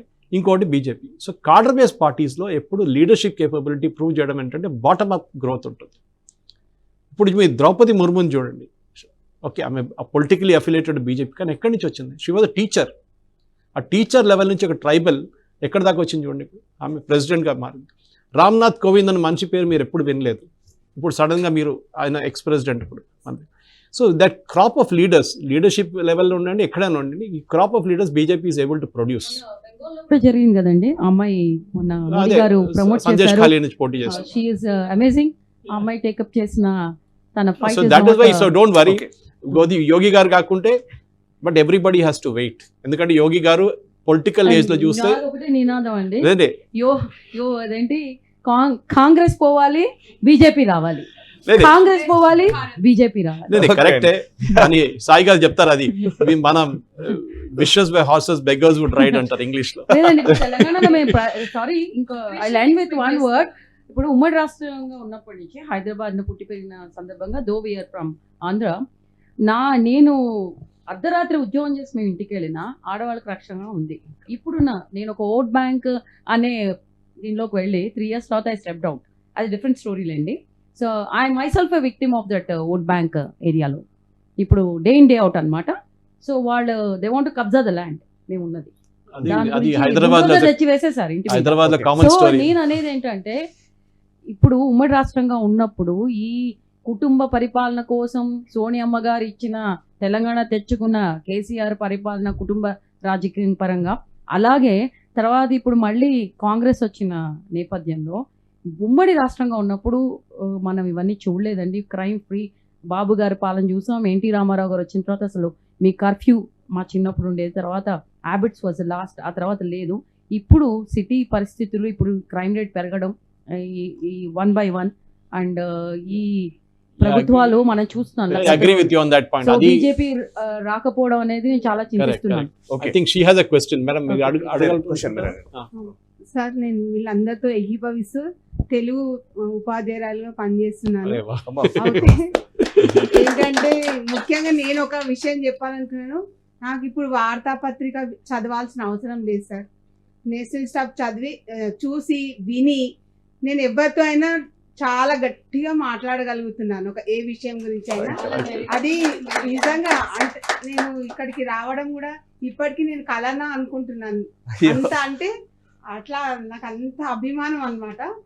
అయితే నాకు ముఖ్యంగా ఏంటి అంటే ఇప్పుడు రోహింగ్యాలను మనం అణచలేమా, వాళ్ళని రాకుండా చేయలేమా? ఇప్పటికీ వస్తూనే ఉన్నారు వాళ్ళు. మన దేశాన్ని రక్షించుకోవాలంటే ముందు వాళ్ళని ఆపాలి అని నా అభిప్రాయం. వాళ్ళు ఎక్కడి నుంచి వస్తున్నారమ్మా ఫస్ట్ అది మనం చూడాలి. రఖీన్ స్టేట్ అని చెప్పి మయన్మార్, నార్త్ మయన్మార్లో పెద్ద ఒక గొడవ నడుస్తుంది. అది మన కాశ్మీర్ లాగానే. అది వీళ్ళేమో మాకు ఇండిపెండెన్స్ కావాలని ముస్లిం స్టేట్ అది రీజన్, వాళ్ళేమో బుద్ధిస్ట్, వీళ్ళకిద్దరికి పడదు అసలు. సో అక్కడ కొట్లాడ చాలా రోజుల నుంచి నడుస్తుంది అక్కడ. సో అక్కడి నుంచి వచ్చేది వాళ్ళు ఫస్ట్ బంగ్లాదేశ్ వైపు వస్తారు, బంగ్లాదేశ్ నుంచి ఇండియాకి వస్తున్నారు, జమ్మూ దాకా వెళ్ళారు, మన హైదరాబాద్లో కూడా ఉన్నారు చాలామంది. వాళ్ళు రాగానే ఫస్ట్ ఏం చేస్తారంటే UNHCR అనే ఒక ఆర్గనైజేషన్ ఉంది, United nations high commission for refugees, వాళ్ళ దగ్గర వీళ్ళకి కార్డు తీసుకుంటారు. మేము అక్కడి నుంచి వచ్చాం, పర్సిక్యూటెడ్, రిలీజియస్లీ పర్సిక్యూటెడ్ మైనారిటీస్. మనం CI తీసుకొచ్చింది గుర్తుపెట్టుకోండి, రిలీజియస్లీ పర్సిక్యూటెడ్ మైనారిటీ. దానికోసం వీళ్ళు అడిగారు మీరు ముస్లిమ్స్కి ఎందుకు ఇవ్వట్లేదని అడిగారు, గుర్తుందా? This is the reason why it was not given. So వాళ్ళని భారతదేశం తరిమి కొట్టడం అంత ఈజీ కాదు, because they are certified refugees. కానీ వాళ్ళు ఇక్కడొచ్చి ఆధార్ కార్డు తీసుకోవడము, ఇక్కడొచ్చి ఎలక్షన్ కార్డు తీసుకోవడము, ఇక్కడొచ్చి బర్త్ సర్టిఫికేట్ చేసుకోవడము, అది మనం అది కరెక్ట్ అమ్మా, అది మన అందరి రెస్పాన్సిబిలిటీ. ప్రాబ్లం ఎక్కడ వస్తుందంటే మన దేశంలో డబ్బులు ఇస్తే ఏమైనా చేయించుకోండి, అమ్మ నాన్న ఒకటే కొనలేరు, అది కూడా కొనవచ్చు ఇప్పుడు కావాలంటే. మీతో అన్ని చేయవచ్చు అన్నమాట మన దేశంలో. అంటే మనుషులలోనే మార్పు రావాలి. మార్పు అని కాదు, లీగల్గా మీరు ఎక్కడ దాకా ఫైట్ చేయాలి. యూనియన్ గవర్నమెంట్ దగ్గర ఉంది, డేటా ఉంది, ఎంతమంది ఎక్కడ ఉన్నారని వాళ్ళ దగ్గర డేటా ఉంది. మొన్ననే 2-3 అరెస్ట్ కూడా చేశారు, ఓటర్ ID కార్డు అన్నీ తీసుకున్నారు, పాస్పోర్ట్ తీసుకున్నారు కొంతమంది.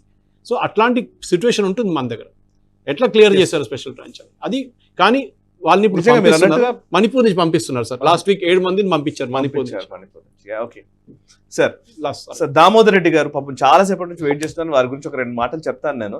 వారు చాలా సంవత్సరాలుగా బేసికల్ నేషనల్ స్టాఫ్ పెట్టిన రోజుల నుంచి కూడా నాకు వారి పరిచయము, అంటే అంతకు ముందు కూడా మేము కలిసామనుకోండి. భారతీయ జనతా పార్టీలో కీలకంగానే పనిచేస్తున్నారు చాలా, అంటే వారి డిసిగ్నేషన్స్ నేను ఏం డిస్క్లోజ్ చేయట్లేదు కానీ ఇప్పుడు కీలకంగానే వ్యవహరిస్తూ ఉన్నారు. బట్ అయినప్పటికీ ఆయన మామూలుగా రిజిస్ట్రేషన్ చేసుకొని వచ్చి కూర్చున్నారు. ఫర్ దాట్ నిజంగా మీ అప్రిషియేట్ యూ సార్, నిజంగా. అండ్ చాలాసేపటి నుంచి ఓపిక్గా వింటున్నారు. మీరు ఏం చెప్పాలనుకుంటారో చెప్పండి సార్. ఒకటి ధన్యవాదాలు. నేషనల్ రౌండప్ అయితే 100 ఎపిసోడ్ ఉందో అది చూడగానే అనుకున్నాను కంపల్సరీగా ఈ ప్రోగ్రామ్ నేను రావాలి అని. మీ ప్రోగ్రామ్ ఎప్పుడు చూస్తానంటే కార్లో కూర్చున్నప్పుడు నా స్పీకర్స్ ఆన్ చేసుకొని జనరల్గా మీ ప్రోగ్రామ్స్ కానీ నేషనల్ రౌండప్ కానీ కంటిన్యూగా చూస్తుంటాను. నాకు తెలిసి 100 ఎపిసోడ్లలో అంటే 99 ఎపిసోడ్లో ఆల్మోస్ట్ నేను 97-96 చూసి ఉంటాను కంపల్సరీ. కార్లో చూస్తాను, ఎందుకంటే ఫ్రీగా ఉంటాను. జనరల్గా నేను ఓన్ డ్రైవింగ్ చేసుకుంటా కాబట్టి ఎవరు ఉండరు అనుకున్నప్పుడు హైదరాబాద్ నుంచి వరంగల్ నుంచి హైదరాబాద్ వచ్చినప్పుడు కంపల్సరీ ఏనో ఎపిసోడ్ అయిపోయింది, 67 అయిపోయింది. అందుకే 68 చూడలేదు. 68 ఎపిసోడ్ని చూడవలసిందే. ఎంత టైం పడుతుంది? అది 1 అవర్ ఉంటుంది. నాకు 2 అవర్స్ టైం. ఆ 1 అవర్లో కంపల్సరీగా ఏదో ఒకటి కంపల్సరీ నేషనల్ రౌండప్ అయితే గ్లోబల్ రౌండప్ అనేది ఒకటి. నాకు మీతో పరిచయం ఆల్మోస్ట్ 4 years అయింది. రాకా సుధాకర్ గారితో ఇక్కడ శ్రీనగర్ కాలేజీలో ఫస్ట్ ఉన్నప్పుడు అక్కడ వచ్చాను. ఫస్ట్ నీ స్టూడియో చూడడం కూడా అప్పుడే ఒకటి. సెకండ్, నాకు ఒక చిన్న అనుభవం. MP ఎలక్షన్స్ నడుస్తున్నాయి, పాలకుర్తి అసెంబ్లీలో తిరిగాను. ఎట్టి పరిస్థితుల్లో 5 గంటలకు నేను సికింద్రాబాద్లో ఓట్ అయ్యాను. లెక్కేసుకున్నాను. 2 o'clock నేను బయలుదేరితే 4 అంటే 2 hours జర్నీ కాబట్టి 4 వరకు వస్తాను, నేను ఓటు వేసుకుంటాను అని చెప్పేసి నేను రెడీ అయ్యాను. బయలుదేరి వస్తే ఎక్కడి నుంచి యాదిగుట్ట నుంచి మొదలు పెడితే భువనగిరి దాటి ఏంటి దాన్ని ఆలేరు కాదు, భువనగిరి దాటిన గట్కేసర్ దగ్గర. గట్కేసర్ రాకముందుకు మన ఈ రింగ్ రోడ్ ఉంది కదా, దాని వరకు కూడా ట్రాఫిక్ జామ్. ఒక దగ్గర ఆగి అడిగాను, 2-3 దిక్కులు అడిగాను, అసలు మీరు ఎందుకు ఎటు వస్తున్నారమ్మా అంటే దేవుని దర్శనానికి బయటగా యాదగిరిగుట్ట పోయాము, స్వర్ణగిరికి పోయాము అని చెప్పారు. మరి ఓటు వేసారా అంటే ఇవాళ హాలిడే కదండి మేము ఓటు వేసేందుకు రాలేదు, టెంపుల్కి వెళ్ళామని చెప్పారు హిందువులు. సిగ్గుపడవలసిన విషయం, చాలా బాధ అనిపించింది. నా బ్యాడ్ లక్ ఏంటిదంటే నువ్వు ఓటు వేయలేకపోయినా, నీకు గట్కేసరి వచ్చే వరకల్లా 4:45 అయిపోయింది, అంటే ఇంకా 15 నిమిషాల్లో నేను సిగరా రాలేను, ఓటు వేయలేను. చాలా బాధాకరమైన ఇష్యూ ఏంటిదంటే హిందువులమై ఉండి మనం ఓటు వేయకుండా టెంపుల్స్కు పోయినామంటే ఎవరికి ద్రోహం చేసాము? దేవునికి ద్రోహం చేసినామా, దేశానికి ద్రోహం చేసినామా? మనం దేశానికి ద్రోహం చేసాం, మనమే, ఎవరో కాదు మనమే చేసాం. మెజారిటీ పీపుల్ ట్రాఫిక్ జామ్ అయింది అంటే ఇటువంటి పరిస్థితులకి ఎన్ని ఉన్నాయి మనకు? కరెక్ట్. ఎక్కడ పార్టీలు చేసుకుంటాను పోయామా? ఓటు ఎంత ఇంపార్టెంట్ అనేది ప్రజలకు ఇంకా తెలియని పరిస్థితిలో ఉన్నారా?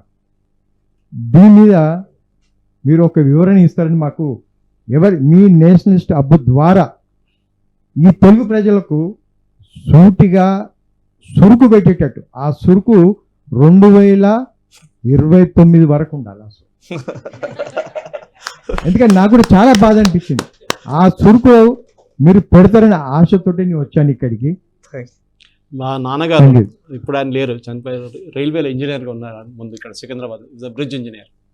అట్లనే నేను హైదరాబాద్కి వచ్చాను, 65లో వచ్చాను ఇక్కడ యాజ్ అ 2-year-old కిడ్. మా నాన్నగారు ఒక మాట చెప్పేటోళ్ళు ఎప్పుడు, if you don't fight for your rights don't ask for your rights. మీరు రోడ్డు పక్కన నడుస్తున్నప్పుడు ఒక మహిళని కొడుతుంటే మీరేం చేస్తారు? రియాక్షన్ ఏంటి? నాకెందుకు ఈ గొడవ లేకుంటే మా వాళ్ళిద్దరు కొట్టుకుంటారు, మళ్ళీ నేను వెళ్ళి ఇంటర్వ్యూ చేస్తే నన్ను కొడతారేమో మళ్ళీ వచ్చి, మీరు వెళ్ళిపోతారు. నెక్స్ట్ డే పేపర్లు చదువుతారు, మర్డర్ అయిపోయింది అక్కడ. సో మన రెస్పాన్సిబిలిటీ యాజ్ అ సిటిజన్, ఇదే మనుషులు మీరు చెప్పిన ఇదే మనుషులు ఇంట్లో కూర్చొని డ్రైనేజ్ బాగాలేదు, రోడ్డు బాగాలేదు, ఆడ ఎమ్మెల్యే దొంగ, ఎంపీ దొంగ అని స్టేట్మెంట్ ఇస్తారు, ఓట్ వేయలేదు అట్ ద సేమ్ టైం. కానీ మన దేశంలో ట్రాజడీ ఏంటంటే ఈ అడల్ట్ ఫ్రాంచైజీలో నేను ఎప్పుడు చెప్తుంటాను, ఓట్ వేయకపోతే నెక్స్ట్ టైం వాళ్ళు డిస్ఇన్ఫ్లుయెన్స్ చేసేది, నెక్స్ట్ 10 years మీరు ఓట్ వేయలేరు, అది చేయాల్సి. కానీ మన చట్టాలు అది లేవు, అది చేస్తే ఇంకా పెద్ద గొడవ. మోదీ గారు అది కూడా తీసుకొచ్చారని చెప్తారు మళ్ళీ. సో చాలా ఉన్నాయి. నేనైతే మొత్తం భారత్ న్యాయ సంఖ్య Part 4 కూడా చేస్తాను నేను కావాలంటే. The problem is simple sir, ఈ ఓటింగ్ రెస్పాన్సిబిలిటీ మన దాంట్లో లేదు. మీరు చెప్పింది కరెక్ట్, మీకు ఎంతో అర్జు ఉండే ఓటింగ్ చేయడానికి. మా వైఫ్ కేరళలో ఉండే, her father was not well, ఆమె 2 నెలలు కేరళలో ఉండే అనమాట, త్రిశూర్ మా హోమ్ టౌన్. కానీ ఆమె నాకు ఫోన్ చేసి చెప్పిందంటే నేను 13వ తారీఖు లేకుంటే 12వ తారీఖు రాత్రి వచ్చేస్తాను, నాకు ఓట్ వేయాలని చెప్పి 6,000 రూపాయలు టికెట్ పెట్టి ఫ్లైట్లో she came to Hyderabad. I picked her up from the airport, directly వెళ్ళి అల్వాల్లో గౌతమ్ మోడల్ స్కూల్లో మా బూత్ ఉంటే అక్కడ వెళ్ళి ఓటేసి వచ్చేసాం. దాని తర్వాత లంచ్ చేసాం, ఇంటికి వచ్చిన తర్వాత 3-3:30 అయింది. సో నేను చెప్పాల్సింది ఏంటంటే మెయిన్గా ఇండివిజువల్గా మనం అనుకుంటాం నా ఒక ఓటుతో ఏమవుతుందని, కానీ అడగండి కొంతమంది 40 ఓట్లు 50 ఓట్లతో ఓడిపోయిన మనుషులు ఉన్నారు. నేను ఒకటి అడుగుతాను, నేను ఒకటి చెప్తాను సార్. ఇప్పుడు మీరు అన్నదానికి నేను కొంచెం కొనసాగింపు. మన దగ్గర సమస్య ఏంటంటే మీరు ఇందాక అన్నారు కదా, యాదాద్రి గుడికి వెళ్ళడానికి జనాలు వెళ్ళారు, హాలిడే అనుకున్నారని. సో మన దగ్గర భక్తి ఉంది సార్, శక్తి లేదు. మన దగ్గర భక్తి మాత్రమే ఉంది. మీరు కోటి దీపోత్సవం పెట్టండి, లక్షల మంది వస్తారు. అదే హిందూ శంఖారావం అనండి, ఎంతమంది వస్తారో చూడండి. అప్పుడు మళ్ళీ ఏమవుద్దంటే బీజేపీయో ఆర్ఎస్ఎస్ఓ లేకపోతే ఎవరో హిందూ సంఘాల నాయకులు వీళ్ళందరూ కలిసి కట్టుగా నిలబడి, ఇప్పుడు నిరంజన్ దేశాయ్ గారికి తెలుసు క్రౌడ్స్ ఎట్లా తీసుకురావడం అనేది. ఇప్పుడు ఒక ఈవెంట్కి ఇంతమందిని తీసుకురావడం, ఇంతమంది రావడము అనే దానికి ఎంతో కష్టపడి సంఘాలన్నీ ఏకమైతే మనము ఒక ఈవెంట్ సక్సెస్ అవుతుంది. అదే మీరు ఇప్పుడు ఊరికినే ఒక స్వామీజీ ప్రవచనానికి వచ్చారనుకోండి, మనం జనాలం వెళ్తాం. స్వామీజీ ప్రవచనంలో భక్తి గురించి చెప్పినంత వరకు ఫైన్. అదే స్వామీజీలు, అదే ప్రవచనకర్తలు చాలా విషయాలు, సోషల్ ఇష్యూస్ మాట్లాడతారు, రాజకీయాల గురించి కూడా మాట్లాడుతూ ఉన్నారు. నిజంగా చెప్తున్నారు, ఈ మధ్యకాలంలో చాలా అద్భుతంగా చెప్తున్నారు ప్రవచనకర్తలు. అవేవి మాకు అక్కర్లేదు. శబరిమలలో మీరు అన్నదానికి సరే, శబరిమలకు నేను కూడా ప్రతి సంవత్సరం మాల వేసుకుని వెళ్తాను, 40 రోజులు దీక్ష చేసి వెళ్తాము. అక్కడికి వెళ్ళేటప్పుడు అక్కడ ఎవ్వరికి కూడా అసలు చెప్తున్నాను, అన్ని లక్షల మంది ఈ తెలుగు రాష్ట్రాల నుంచి వెళ్తారు, ఇన్ని లక్షల మంది వెళ్తారు కదా, అక్కడ నీకు ఫెసిలిటీస్ విషయంలో, ఇన్ఫ్రాస్ట్రక్చర్ విషయంలో అక్కడ ఏంటి పరిస్థితి, దాని విషయంలో స్పృహతోటి, నిజానికి దానికి సంఘాలు కూడా ఉన్నాయి, కొన్ని సంఘాలతో పని చేస్తున్నాం కూడా అండి, వాటి మీద వర్క్ చేస్తున్నాం అనుకోండి. బట్ మళ్ళీ బయటకు వచ్చామనుకోండి, మాల అయిపోయింది, బయటకు వచ్చామనుకోండి, ఇంకా మళ్ళీ మన మన మన మన మన పార్టీలు, మన లెక్కలు, మన సెక్యులర్, మన ఎంటర్టైన్మెంట్ మన దాంట్లోనే ఉంటారు. నిజానికి శబరిమల గురించి కొట్లాడుతున్న వాళ్ళు ఎవరు? శబరిమల అయ్యప్ప స్వామి ఆ వైభవాన్ని, లేకపోతే అక్కడున్న ఆ ప్రాణశక్తిని, దాన్ని కాపాడుతానికి ఎవరు ప్రయత్నం చేస్తున్నారు? వాళ్ళ పక్కన మనం నిలబడాలా వద్ద అనేది అక్కర్లేదు. ఇవి సిరివెన్నెల గారు అన్నమాట. ఇది సిరివెన్నెల సీతారామ శాస్త్రి గారు చాలా మన కాంక్లేవ్లోనే ఒక మాట చెప్పారు. ఖడ్గం అనే ఒక సినిమా రిలీజ్ అయినప్పుడు ఆ సినిమాను ఆపాలని ఒక వర్గం విపరీతమైన ఒక దాడి చేస్తున్న సందర్భంలో అక్కడి నుంచే శబరిమల అయ్యప్ప స్వాములు వెళ్తున్నారు, స్వామియే శరణమయ్యప్ప అంటున్నారు. కానీ లోపలికి ఇక్కడ ఏం జరుగుతోంది, ఇది ఏంటిది, ఇది కరెక్ట్ కాదు కదా అని మాట్లాడలేదు. నేను భక్తుడిని కాదు, నేను హిందువుని కూడా కదా, హిందువుని అయితేనే కదా భక్తుడిని అయింది. ఈ మాట మాట్లాడకపోతే ఎట్లా? ఇప్పుడు మీరు చెప్పిన మాట 100% కరెక్ట్ సార్. దాని విషయంలో ఇంకా కొన్ని మాత్రమే చదువుతాను సార్. నేను కొన్ని ఈశ్వర అనే వ్యక్తి చాలా కమెంట్స్ చేశారు. అందులో ఒకటి కాన్షియస్ క్యాపిటలిజం అని ఎవరో పెట్టారు ఇందాక నేను నేషనల్ స్టెప్ గురించి మాట్లాడుతున్నప్పుడు. అండ్ రాధా మాధవి కుప్ప గారు, నమస్తే సాయి గారు అండ్ సురేష్ కుచాట్ల గారు, sir what is the possibility of bringing USCC and judicial reforms in Modi 3.0? UCC గురించి ఆల్రెడీ మాట్లాడారు. జ్యుడిషియల్ రిఫార్మ్స్ గురించి జ్యుడిషియల్ రిఫార్మ్స్ కొలీజియం సిస్టమ్ ని డిస్మాంటిల్ చేయడానికి ఎన్జేఎస్సి తీసుకొచ్చారు. నేషనల్ జ్యుడిషియల్ కమిషన్, ఒకటి అపాయింట్మెంట్స్ కమిషన్ తీసుకొచ్చి దాన్ని సుప్రీంకోర్టు కొట్టిపడేశారు. ఏ దేశంలో, ఈవెన్ అమెరికాలో కూడా, ఇప్పుడు you know it well, when Trump వచ్చినప్పుడు ట్రంప్ జడ్జెస్ ని సుప్రీంకోర్టుకి నామినేట్ చేస్తారు. అక్కడ సుప్రీంకోర్టు జడ్జెస్ రిటైర్ కారు, they retire when they want or they die. So Trump ఇచ్చిన జడ్జెస్ అదే పొలిటికల్ లీనింగ్ చూస్తారు వాళ్ళు. బైడెన్ ఉన్నప్పుడు ఏదైనా వేకెన్సీ ఉంటే ఆయన మనుషులు పెడతారు అక్కడ. అక్కడ ప్రాబ్లం లేని ప్రాబ్లం మన దేశంలో ఈ జడ్జిలు 10 మంది కూర్చొని, సుప్రీంకోర్టు 10 మంది కూడా 4 మంది కూర్చొని ఎవరిని ప్రమోట్ చేయాలి, ఎవరిని డిమోట్ చేయాలి, ఎవరిని ట్రాన్స్ఫర్ చేయాలని వీళ్ళే డిసైడ్ చేసుకుంటారు. రేపు ఆర్మీ వాళ్ళు ఇట్లానే అనుకుంటారు, ఆర్మీ వాళ్ళు అనుకుంటారు నేను 4 కూర్చొని మేమే డిసైడ్ చేస్తాం నెక్స్ట్ జనరల్ లెవెల్. ఇదే సుప్రీంకోర్టు స్టే చేస్తారు దాన్ని. Okay, that is the tragedy. వాళ్ళకు వచ్చినప్పుడు వాళ్ళు they have created a system. సరే, there was corruption before. Indira Gandhi టైంలో ఎమర్జెన్సీలో మన అందరు తెలుసు, 2 సీనియర్ సుప్రీంకోర్టు జడ్జెస్ని సీనియారిటీ బేసిస్లో బైపాస్ చేసి she put her own judges supreme court chief justice జరిగింది. కానీ ఎప్పుడో జరిగిన తప్పుకి ఇప్పుడు మీరేం తీసుకొస్తున్నారు? Collegium system should be scrapped first thing madam. అది జరగాల్సింది అదే. That question you can say it should be scrapped. దానికి మోదీ గవర్నమెంట్ తీసుకొస్తే ఎస్ చాలా ప్రాబ్లమ్స్ ఉంది, ఎందుకంటే వాళ్ళకి మెజారిటీ లేదు ఇప్పుడు. కానీ దానికి బైపాస్ చేయాల్సింది చాలా ఉన్నాయి. ఒకటి, ఇంటెలిజెన్స్ రిపోర్ట్స్ వస్తుంది జడ్జెస్ గురించి. చాలా మంది జడ్జెస్ కరప్ట్ అని చెప్పినా కూడా chief justice saying no no no he has to be promote. Okay sir, ఇంకొకటి నదుల అనుసంధానం గురించి కొంచెం మోదీ గారు ఏమీ చేయలేరా అని అనసూయ వడాలి గారు అడుగుతున్నారు. సో ఆల్రెడీ దీని గురించి డిస్కస్ చేశామండి. ఇంకా నెక్స్ట్ అంశము రామకృష్ణ కూనా గారు, hi, I am a leftist. I have question to Mr. Suresh that is what is his stand being a journalist on Modi government policy on media restrictions in Parliament House? ఎక్కడ ఉందండి restrictions? I don't understand where the restrictions is. Okay, I never heard of it till now. Parliament లో ఏ journalist అని వెళ్ళొచ్చు, accredited journalist వెళ్ళొచ్చు, వాళ్ళు కూర్చోవచ్చు, report చేయొచ్చు, అన్ని చేయొచ్చు. రెస్ట్రిక్షన్ కేరళ హైకోర్టులో ఉంది. Kerala, in fact I want to tell you, in Kerala assembly there is no private recording allowed inside, even mobile phones toni, and journalists cannot ask anything inside the premises of the Kerala assembly. So akkada unna restrictions undi, correct, కానీ దాని గురించి కమ్యూనిస్టులు మాట్లాడారు. If you want I can debate with him on a separate thing because I come from a state where communism rules. యోగి గారు PM అవుతారా 2029లో? Already చెప్పాము. And sir please discuss about AIFF corruption and Indian football. That is అది Priyaranjan Das Munshi time నుంచి ఉందండి corruption. అది ఇప్పుడు ఉన్న football coach తీసేసి ఇంకొక 17 మంది అప్లై చేస్తారు ఇప్పుడు. ఐ థింక్ ఇండియాలో ఫుట్బాల్ కల్చర్ ఎప్పుడో ఉండే, కానీ ఇప్పుడు పోయింది because of cricket has killed the football culture and we're discussing on a day when the world cup final is happening. Dinesh Donthula garu అడిగిన ప్రశ్న ఇది. మీకు సమాధానం వచ్చింది అనుకుంటాను సార్. నెక్స్ట్ అంశము బిఎస్ పార్థసారథి గారు, నేను కూడా నేషనల్ స్టెప్ కి addicted from Bengaluru, waiting every day and weekends. Oh, thank you very much Parthasarathi garu, thanks a lot sir. And Gopalachari garu, Velmalapalli Gopalachari గారు, భవిష్యత్తులో మన సనాతన ధర్మం పరిస్థితి ఎలా ఉంటుంది? చాలా పెద్ద ప్రశ్న సార్, చిన్నగా సమాధానం సజెస్ట్ వన్ థింగ్ సాయి గారు, ఈ అడిగిన ప్రశ్నలకి ఇంకా రాబోయే ప్రశ్నలకి I think we can have a separate round discussion before next national round. We'll answer. We have to do justice to all these people.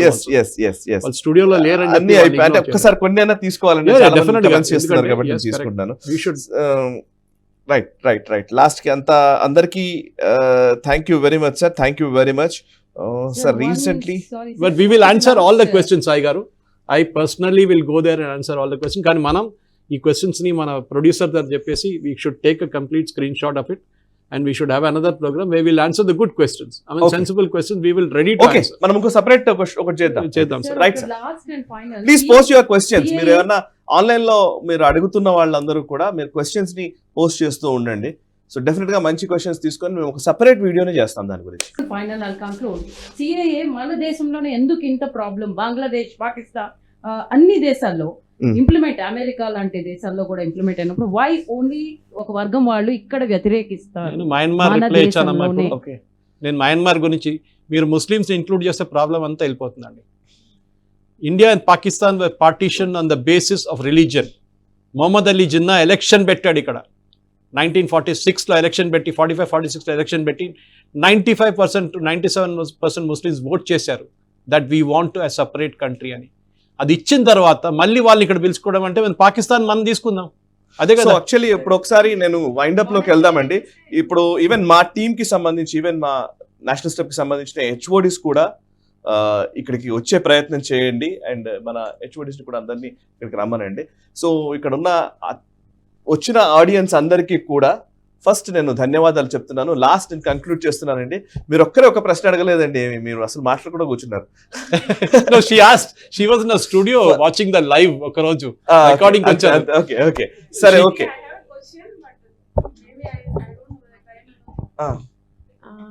Simple గా అడగండి, పర్లేదు, ఇట్స్ ఓకే. సింపుల్ లైన్ లో ఏంటంటే what is stopping Modi's government to stop all this nonsense of బ్లూరాతి? నేను already I think I answered it. No, it's also the political will అండి. నేను చెప్పట్లేదు మన ఎంత టఫ్ గవర్నమెంట్ అని చెప్పాం, కానీ ప్రాబ్లమ్ ఇస్ మూమెంట్. చూడండి, మీరు జుబేర్ కేసు ఉండే, వెన్ హీ వాజ్ అరెస్టెడ్ సుప్రీంకోర్టుకి వెళ్ళి రిలీజ్ చేయించారు అన్ని. అదే టైంలో బీహార్ నుంచి ఒక తమిళనాడు పోలీస్ అరెస్ట్ చేసి తీసుకెళ్ళారు, సిమిలర్ కేసు. వాడు ఆల్మోస్ట్ 3 నెలలు జైల్లో గడిపాడు. వీడిని ఒక్క వారంలో వాడి తీసుకొచ్చారు. And that to when he was involved in identifying a young girl who was sexually harassed. POCSO case పెట్టారు ఆయన మీద. ఎందుకంటే మనకు తెలుసు అందరికి, even as news channel we know the responsibility. ఏదైనా రేప్ జరిగితే, ఏదైనా అమ్మాయి బిలో దట్ ఏజ్ ఉంటే we cannot identify him or her family. We cannot identify her or her family. అది చేశారు. Another person who did that was Pinarayi Vijayan. Even now on his Twitter handle and Facebook handle there is a story of a girl who was raped in UP or Haryana somewhere. ఆ ఫోటోతో సహా వేశాడు ఆయన, కానీ ఆయన మీద కేసు రిజిస్టర్ చేయలేదు ఇప్పుడు దాకా. So that POCSO case should be registered against him also. అట్లా చాలా తీసుకుంటూ ఉండండి. I'm all for strict laws. మన దగ్గర we have too much of freedom. నేను చెప్తాను ఆనెస్ట్లీ, అది sometimes I feel we need a dictator. నాకు ఒకసారి అనిపిస్తుంది, ఒకసారి అనిపిస్తుంది నాకు that we need a dictator. Maybe not to the level of Indira Gandhi emergency, అదే ఒక ఎక్స్ట్రీమ్కి వెళ్ళిపోయింది అది. కానీ వీ నీడ్ సమ్వేర్ ఒక డిసిప్లిన్, ఒక డండా తీసుకుంటే అంతే కదా. ఆ డండా తీసుకునే మనకు ఆ కల్చర్, అది ఆ టీచర్ చేతిలో డండా తీసుకోలేదాకా అప్పుడు దాకా పిల్లలు ఆ డిసిప్లిన్ రాదు. వాట్ ఎవర్ వీ మే సే, అది చేయకూడదు, ఇట్ ఇస్ నాట్. అది మీకు తెలుసు, మీరు ఏం చేయలేరు, మళ్ళీ మీ మీద కేసు వస్తుంది రేపు, అదే problem. Right sir, let's wind up.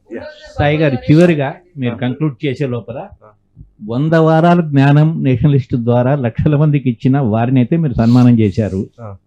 100 వారాలు మీరిద్దరు కలిసి లక్షల మంది ప్రేక్షకులకు ఇస్తే వాళ్ళ ప్రతినిధులు మేము కొంతమంది వచ్చాం, మీ ఇద్దరిని ఆనర్ చేసే అవకాశం కూడా మాకు ఉండాలి కదా.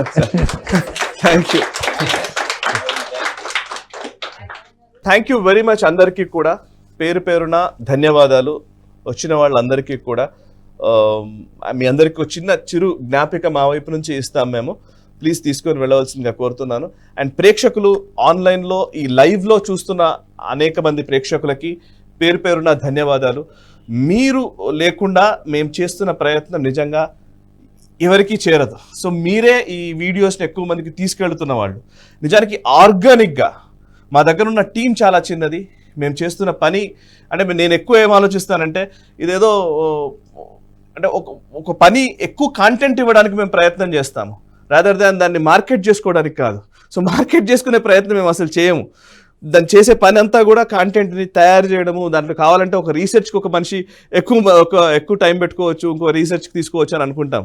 సో ఈ కాంటెంట్ని ప్రజల్లోకి తీసుకెళ్తున్నటువంటి ప్రేక్షక మహాశయులందరికీ కూడా పేరు పేరున్న ధన్యవాదాలు. ప్లీజ్ ఈ ప్రోత్సాహాన్ని కంటిన్యూ చేస్తారని నేను కోరుతున్నాను.